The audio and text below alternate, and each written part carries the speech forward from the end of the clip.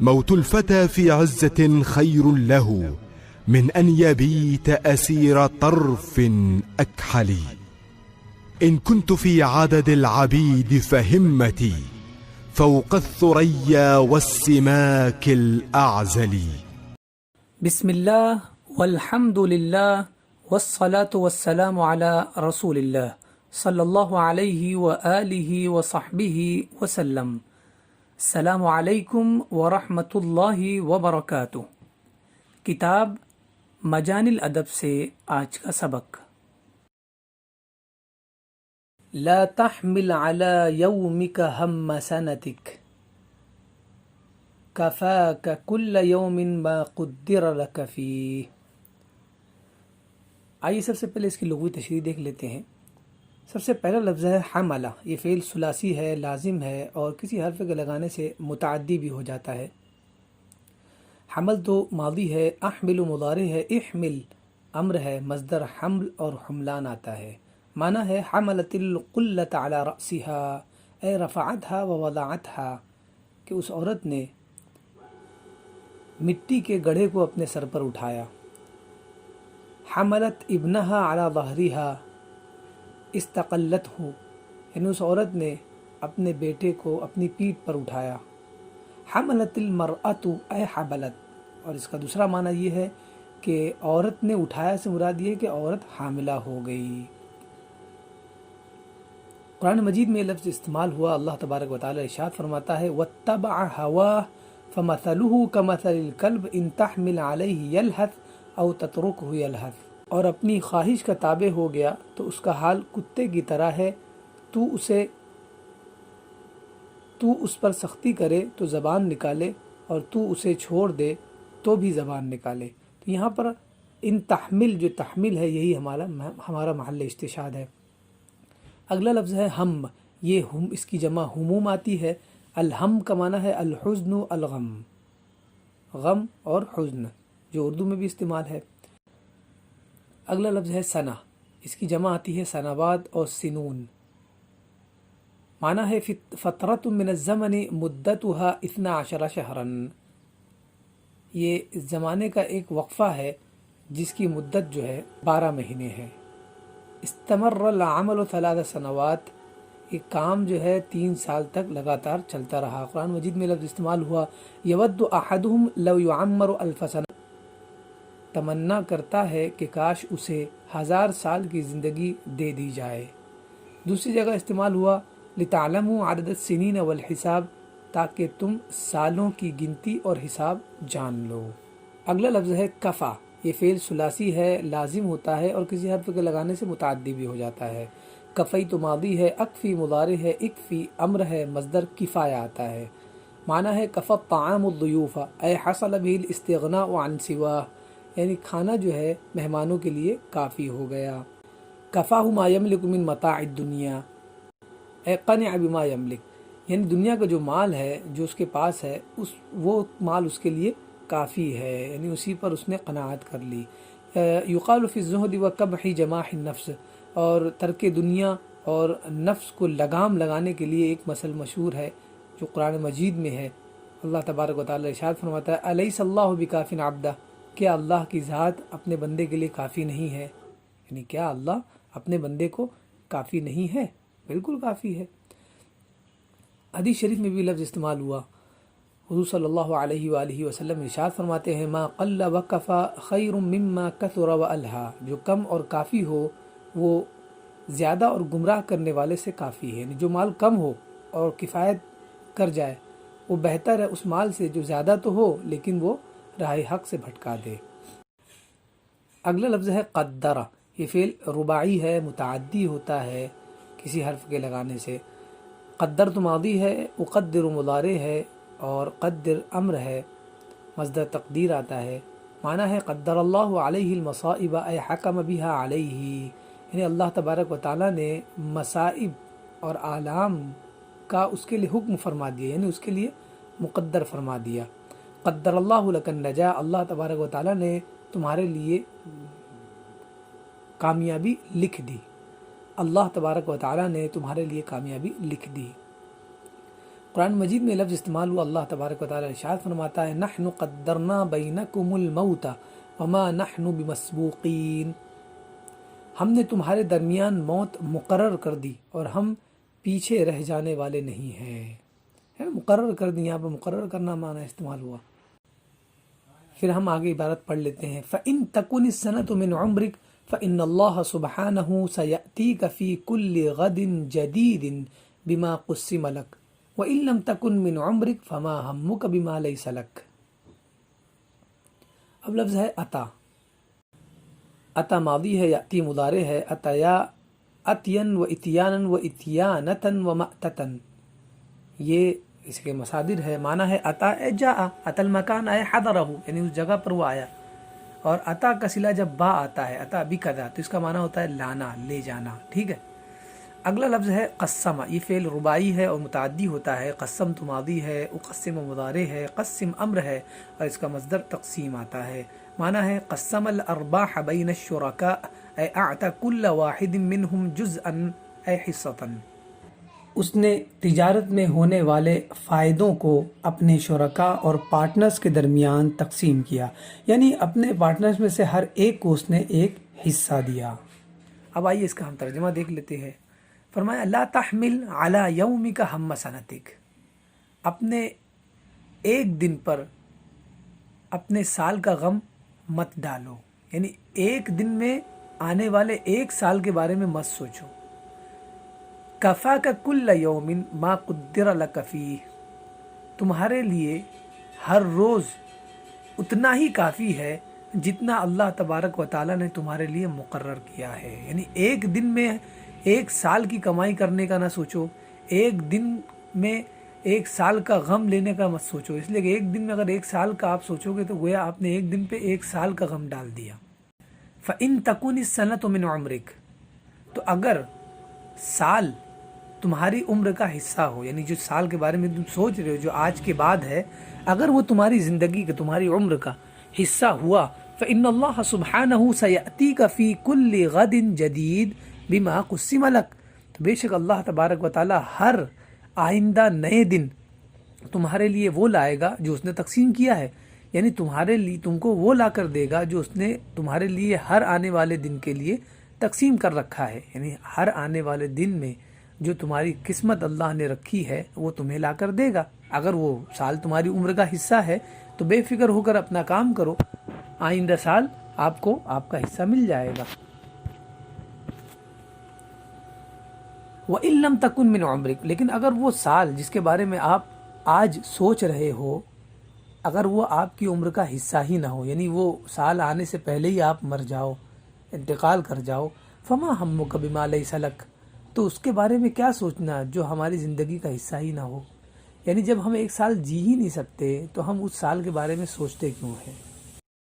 پھر آگے فرمایا قال علی رضی اللہ عنہ من استطاع ان يمنع نفسه من 4 خصال فهو خلیق الا ينزل به مکروه، اللجاج والعجلة والتوانی والعجب، فثمرة اللجاج الحيرة، وثمرة عجلة الندامة، وثمرة التواني الذلة، وثمرة العجب البغضة.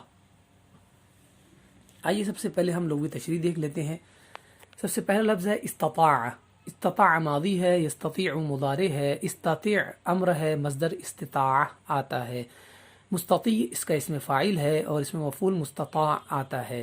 معنی ہے استطاع الشیء اے اطاقہ وقدر علیہ وامکنہ، یعنی کسی چیز کے کرنے پر وہ قادر ہوا، یعنی وہ کسی کام کے کرنے پر قادر ہوا، اس نے اس کام کی طاقت رکھی، یعنی وہ کر سکا، وہ کام کو کر سکا. اگر اردو میں دیکھا جائے تو کر سکنے کے معنی میں استعمال ہوتا ہے. اگلا لفظ ہے منع. یہ فعل ثلاثی ہے اور کسی حرف کے لگانے سے متعدی ہو جاتا ہے. منعت ماضی ہے، امنع مضارع ہے، امنع امر ہے، مصدر منع آتا ہے. معنی ہے منعہ عن الشیء اے صدہ، یعنی اس نے اس سے کسی چیز سے روک دیا. القانون یمنع کذا و کذا اے یحرمہ، یہ قانون فلاں فلاں چیز کو حرام قرار دیتا ہے. تیسرا معنی ہے منعہ حقوقہ اے حرمہ ایاہ، کہ اس نے اس کے حقوق سے اسے محروم کر دیا. یہ 3 معنی اس کے استعمال میں ہے. اگلا لفظ ہے خصلہ. یہ اس کی جمع خصال آتی ہے. معنی ہے خصلتہ من الخصال النبیلہ اے خلق فی الانسان، کہ اس کے اخلاق جو ہے شریفانہ اخلاق میں سے ہے. تو یہ خصلت کا مطلب اخلاق ہوتا ہے اور عادت ہوتا ہے. اگلا لفظ ہے خلیق. اس کی جمع خلق اور خلقاء آتی ہے. یہ فعیل کا صیغہ ہے. اس کا معنی ہے خلیق بذلک المنصب اے جدیر بہ اہل اللہ، کہ وہ اس منصب اور اس پوسٹ کے لائق ہے. دوسرا معنی انہ لخلیق بان یتولی ادارۃ المدرسہ، وہ مدرسہ چلانے کے لائق ہے. اگلا لفظ ہے نزلہ. یہ فعل ثلاثی ہے، لازم بھی ہوتا ہے اور کسی حرف کے لگانے سے متعدی بھی ہو جاتا ہے. نزل تو ماضی اور انزل مضارع اور انزل امر آتا ہے، مصدر نزول آتا ہے. معنی ہے نزل من کذا اے ہبط اے نزل بالسلم، کہ وہ سیڑھیوں سے نیچے اترا. ہبط مطلب بھی نیچے اترنا ہوتا ہے، نزل بالسلم اور سیڑھیوں سے نیچے اترا. اگلا لفظ ہے لجاجہ. یہ لجہ فعل کا مصدر ہے. معنی ہے لجاجۃ القول اے الالحاح العناد. اس کا معنی ہے اصرار کرنا اور ضد کرنا. کسی بھی چیز میں اصرار کرنا، مصر ہو جانا اور ضد کرنا، یہ اس کا معنی ہے. اور دوسرا لفظ ہے العجلہ. العجلہ معنی ہے السرعہ، یعنی تیزی، جلد بازی. وفی المثل، اور مثل میں استعمال ہوا، یعنی کہاوت میں کہا جاتا ہے رب عجلۃ تہب ریثا، بعض جلد بازی سستی کی طرف لے جاتی ہے. یعنی بعض کام ہم بہت جلدی کرنا چاہتے ہیں اور اس کے بعد وہ کام اتنا گڑبڑا جاتا ہے کہ ہم لمبا ٹائم لے لیتا ہے، اور ہم چاہتے ہیں کہ اسے 2 منٹ میں کر لے، اب وہ 2 گھنٹہ لے گا. تو یہ جلد بازی کی بنیاد پر ہوتا ہے. اگلی مثل ہے فی العجلۃ الندامۃ وفی التأنی السلامہ، کہ جلد بازی میں ندامت ہے اور سکون اور آرام سے کام کرنے میں سلامتی ہے. اگلا لفظ ہے توانی. یہ مصدر توانا کا مصدر ہے، توانا فعل کا مصدر ہے. التوانی فی العمل التقصیر فیہ عدم الاہتمام بھی، یعنی کسی کام میں کمی کرنا اور کسی کام کا اہتمام نہ رکھنا، یہ توانی کا معنی ہے. اگلا لفظ ہے عجب. العجب کبر وضح و غرور، یعنی تکبر اور غرور کے معنی ہے. یعنی خود نمائی، جسے اردو میں اگر کہیں گے تو اس کا معنی ہے خود نمائی، یعنی خود کو شو کرنا، شو مین کہا جاتا ہے انگلش میں. اگلا لفظ ہے ثمر.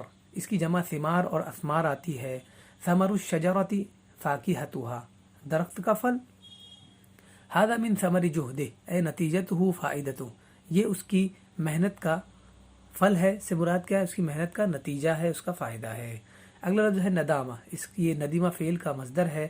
معنی ہے شعر بندامۃ ما بعدها ندامہ اے الاسف والحزن، کہ اس نے ندامت کا احساس کیا، افسوس اور حزن کا احساس کیا. اول الغضب جنون و آخرہ ندامہ. ایک مثل مشہور ہے کہ غصے کی ابتدا جو ہے وہ پاگل پن ہے اور اس کی انتہا شرمندگی اور ندامت ہے. اگلا لفظ ہے بغض. اس کا معنی یہ بغض اس کا معنی ہے ضد الحب، جو محبت کے برخلاف ہو. یہ اسی کو بغضہ لفظ استعمال ہوا. آئیے ہم سب سے پہلے اس کا معنی اس کا ترجمہ دیکھ لیتے ہیں. قال علی رضی اللہ عنہ، حضرت علی رضی اللہ تعالی عنہ فرماتے ہیں من استطاع ان یمنع نفسه من 4 خصال فهو خلیق الا ينزل به مکروہ. جو شخص اس بات کی طاقت رکھتا ہے کہ وہ 4 خصلتوں سے اپنے آپ کو روکے رکھے، یعنی اپنے آپ کو بچائے رکھے، تو وہ اس کے لائق ہے کہ کوئی بھی تکلیف اس پر نازل نہ ہوگی. وہ 4 چیزیں کیا ہے؟ اللجاج یعنی ضد، عناد، مصر ہونا، والعجلہ اور جلد بازی، والتوانی اور سستی، کسی کام میں تقصیر کرنا، والعجب اور خود نمائی، یعنی اپنے آپ کو اچھا سمجھنا.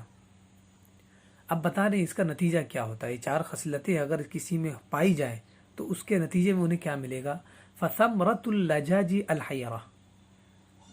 تو ضد کا جو پھل ہے، یعنی ضد کا جو نتیجہ ہے وہ حیرانی ہے، کہ ہم کسی چیز کو ضد کر لے تو لیتے ہیں، لیکن بعد میں ہمیں احساس ہوتا ہے کہ ہم نے بلا وجہ ہی ضد کر لی اور اس چیز کو ہمارے سر پر موڑ لیا.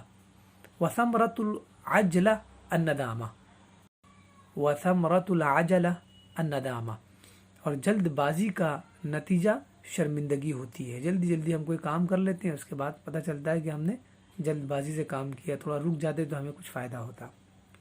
وثمرۃ التوانی الذلہ، اور سستی اور کام میں تقصیر کا جو نتیجہ ہوتا ہے وہ ذلت ہوتی ہے، کہ آپ کو کوئی کام دیا گیا، آپ اس میں کمی کر دیں، یعنی اس کام کے اندر کچھ کمی لے آئیں، یعنی اس کو اتنے اہتمام کے ساتھ نہ کرے جتنے اہتمام کے ساتھ اس کا حق بنتا تھا، تو بعد میں جب آپ اسے کام کو سامنے رکھیں گے لوگوں کے تو آپ کو ذلت کا سامنا ہوگا۔ وثمرۃ العجب البغضہ، اور خود نمائی کا نتیجہ جو ہوتا ہے بغض اور عناد ہوتا ہے، یعنی جب انسان اگرچہ وہ بڑا ہے، اللہ نے اس کو بخشا ہے کہ وہ بہت اچھا ہے، یا تو خوبصورت ہے یا مالدار ہے، ہر لحاظ سے اگر اس کو اللہ نے کوئی نعمت دی ہے تو اگر اس نعمت کے حوالے سے وہ خود نمائی کرنا شروع کر دیتا ہے، اپنے آپ کا دکھاوا کرنا شروع کر دیتا ہے، شو شروع کر دیتا ہے، تو اس صورت میں یہ ہوتا ہے کہ لوگ اس سے بغض رکھنے لگ جاتے ہیں اور اس سے دشمنی کرنے لگ جاتے ہیں، یہ اس کا نتیجہ ہوتا ہے۔ آگے فرمایا ذو الشرف لا تبطرہ منزلۃ نالہا وإن عظمت كالجبل الذي لا تزعزعه الرياح والدني تبطره أدنى منزلة كالكلأ الذي يحركه مر النسيم۔ آئیے سب سے پہلے ہم لغوی تشریح دیکھ لیتے ہیں۔ سب سے پہلا لفظ ہے ذو، یہ اس کے معنی بتایا اسم بمعنی صاحب، نحو هو ذو مال او ذو علم، اس کا معنی جو ہے صاحب کا معنی یعنی والا۔ ذو کا مطلب اردو میں اگر دیکھیں تو اس کا معنی ہوتا ہے والا، جیسے کہ ذو مال مال والا، ذو علم علم والا۔ یعرب اعراب الاسماء الخمسہ، تو یہ اسماء خمسہ یعنی جسے ہم اسماء ستہ کہتے ہیں، عرب میں اس میں اسماء خمسہ کہتے ہیں، وہ ستہ نہیں ہے وہاں پر، تو یہ اسماء ستہ کا اعراب اس پر لگتا ہے۔ فیرفع بالواو، تو واو کے ذریعے یہ مرفوع ہوتا ہے، وینصب بالالف، اور الف کے ذریعے منصوب، ویجر بالیاء، اور یا کے ذریعے مجرور ہوتا ہے، یعنی یا اس کی جر کی علامت ہے، الف اس کے نصب کی علامت ہے، واو اس کے رفع کی علامت ہے۔ ومثناہ اذوانی، اور اس کے تثنیہ ذوان آتا ہے، اس کی جمع ذوون آتی ہے۔ اگلا لفظ ہے شرف، اس کی جمع اشراف آتی ہے، مصدر شرفہ فعل کا مصدر ہے، معنی ہے ہوا من اہل الشرف، ہوا من اہل الشرف اے من اہل الحسب والنسب والمجد، کہ وہ اہل حسب و نسب میں سے ہے۔ دوسرا معنی یحافظ علی شرف عائلتی اے علی علویہا و مجدیہا و مکانتیہا، کہ وہ اپنے خاندان اور فیملی کی بلندی اور ان کی بزرگی اور ان کے منصب کی حفاظت کرتا ہے۔ یہاں پر شرف کا مطلب منصب ہے اور بزرگی ہے، اور حسب و نسب کئی ایک معنی اس کے پائے جاتے ہیں۔ اگلا لفظ ہے ابطر، یہ فعل رباعی ہے اور متعدی ہوتا ہے۔ ابطر تو ماضی ہے، ابطر مضارع ہے، ابطر امر ہے، مصدر ابطار آتا ہے، معنی ہے ابطر الولد اے جعلہ بطرن اے متکبرن، کہ اس نے لڑکے کو متکبر بنا دیا، اے متعجرفن ابطرتہ النعمہ، کہ نعمت نے اسے متکبر بنا دیا یعنی اترانے والا بنا دیا۔ نالا یہ فعل ثلاثی ہے، لازم ہوتا ہے اور کسی حرف کے لگانے سے متعدی بھی ہو جاتا ہے۔ یہ دو باب ہے اس کے، نالا ینیلو اور نالا ینالو۔ تو نالا ینیلو سے آئے گا تو انیلو آئے گا، اور نالا ینالو سے آئے گا تو انالو آئے گا۔ تو نیل تو مضارع ہے، اور انیلو اور انالو یہ اس کا نیل تو ماضی ہے، اور انیلو انالو مضارع ہے، اور نیل یہ امر ہے، اور اس کا مصدر نیل آتا ہے۔ معنی ہے نالا ما کان یسبو الیہ اے اصاب حذفہ اخذہ، کہ اس نے اسے پا لیا یعنی اپنے مقصد کو اس نے حاصل کر لیا۔ تو نالا کا مطلب ہوتا ہے کسی چیز کو پا لینا۔ نالا مطلوبہ اے بلغہ ادرکہ، کہ وہ اپنے مطلوب تک پہنچ گیا اور اسے پا لیا۔ سورہ آل عمران 92 آیت کریمہ میں اللہ تبارک و تعالیٰ ارشاد فرماتا ہے لن تنالوا البر حتى تنفقوا مما تحبون، کہ تم ہرگز بھلائی کو نہیں پا سکتے یا نہیں پہنچ سکتے جب تک کہ تم اپنی محبوب شے کو اللہ کی راہ میں خرچ نہ کر دو۔ تو یہ نالا ینالو سے لن تنالو آیا، جمع کسے گا۔ اگلا لفظ ہے عظمہ، یہ فعل ثلاثی اور لازم ہوتا ہے۔ عظم تو ماضی ہے، اعظم مضارع ہے، اور اس کا مصدر عظم اور عظامہ آتا ہے۔ معنی ہے عظمت الامور امام عینی اے کبرت صعبت، کہ معاملہ اس کے سامنے عظیم ہو گیا، بڑا ہو گیا. تو عظیم ہونا، بڑا ہونا، ٹھیک ہے، یہ اس کا معنی ہے. اگلا لفظ ہے تزعزع. یہ فعل خماسی ہے، لازم ہوتا ہے. تزعزع ماضی ہے، یتزعزع مضارع ہے، اور مصدر تزعزع آتا ہے. تزعزع اور مصدر تزعزع آتا ہے. معنی ہے تزعزع المکان، اے تحرک، تقلقل، تزلزل، یعنی جگہ اور مکان جو ہے وہ ہل گیا، حرکت میں آ گیا. ٹھیک ہے.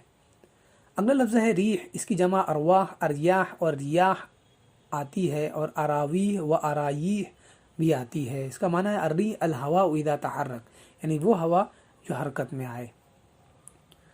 اگلا لفظ ہے دنی. اس کی جمع ادنا و ادنیا و دناء و دنیون آتی ہے. مؤنث دنیئتن، اور اس کی جمع یعنی مؤنث کی جمع جو آتا ہے دنیات و دنایا آتی ہے.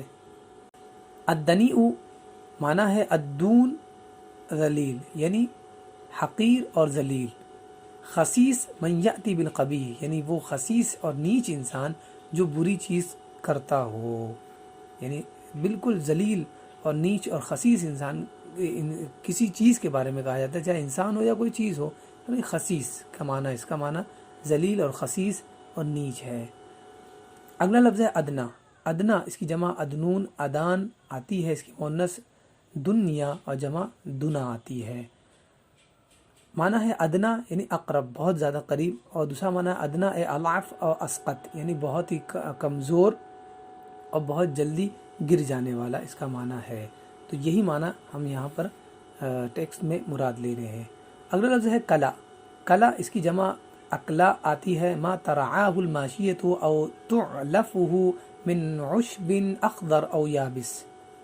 عشب رطب و یابس، کہا کہ یہ اس کا معنی جو ہے گھاس ہوتا ہے جسے جانور چرتے ہیں، کھاتے ہیں، اور ان کا یہ چارہ ہوتا ہے، چاہے وہ گھاس ہری ہو یا سوکھی ہوئی ہو. اگلا لفظ ہے حرکہ. حرکہ یحرک تحریک، اس کا مصدر آتا ہے، اس میں فاعل محرک آتا ہے، اس میں مفعول محرک آتا ہے. معنی ہے حرک الشیء اے جعلہ ذا حرکہ، کہ اس نے اس چیز کو ہلا دیا. اے او اخرجہ عن سکونہ، یعنی اسے اس سے سکون سے نکال دیا، یعنی ہلا دیا. حرک الناس اے اثارہم وحرضہم علی الثورہ، یعنی اس نے لوگوں کو بھڑکایا اور بغاوت پر آمادہ کیا.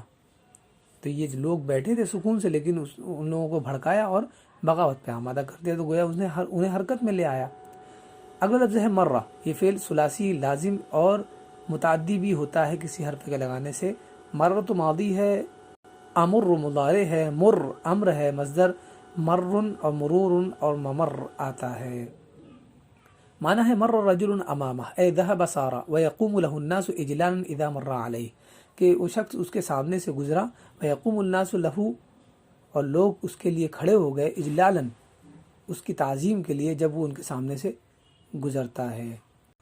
دوسرا معنی ہے مرت السنون اے مدد ذهبت، یعنی کئی سال گزر گئے. تو سالوں کے گزرنے کے لیے بھی یہ مرہ استعمال ہوتا ہے. تمر الايام واللیالی، رات اور دن گزرتے رہتے ہیں. اگلا لفظ ہے نسیم. یہ نسمہ فعل کا مصدر ہے. معنی ہے نسیم الصباح اے ریح لینۃ لا تحرک شجرہ، یعنی ایک نرم ہوا، اتنی نرم ہوا کہ جو ایک درخت کو بھی نہ ہلا سکے. آئیے ہم سب سے پہلے اس کا ترجمہ دیکھ لیتے ہیں. ذو الشرف لا تبطیرہ منزلۃ نالہا وان عظمت کالجبل الذی لا تزعزعہ الریاح.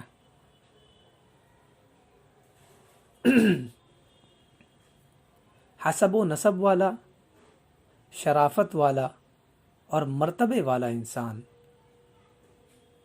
جس مرتبے کو پاتا ہے وہ مرتبہ اسے اترانے پر مجبور نہیں کرتا، گھمنڈی نہیں بناتا. وہ ان عظمت کالجبل، اگرچہ وہ مرتبہ اور منصب جو اس نے پایا ہے وہ پہاڑ کی طرح عظیم ہو جائے، ایسا عظیم الذی لا تزعزعہ الریاح، کہ جسے ہوائیں بھی ہلا نہ سکے. والدنی، اور خسیس اور دنی اور نیچ انسان وہ ہوتا ہے تبطرہ ادنا منزلہ، کہ ایک ادنا منصب بھی اسے اترانے پر مجبور کر دیتا ہے، اسے گھمنڈی بنا دیتا ہے. کیسا مرتبہ؟ کل قلع، وہ مرتبہ اور منصب کیسا ہوتا ہے؟ ایک گھاس کی طرح ہوتا ہے، الذی یحرکہ مر النسیم، کہ جسے ایک نرم خرام ہوا بھی ہلا دیتی ہے۔ آج کے لیے اتنا بس، انشاءاللہ پھر کل نئے سبق کے ساتھ دوبارہ حاضر ہوں گے۔ السلام علیکم ورحمۃ اللہ وبرکاتہ۔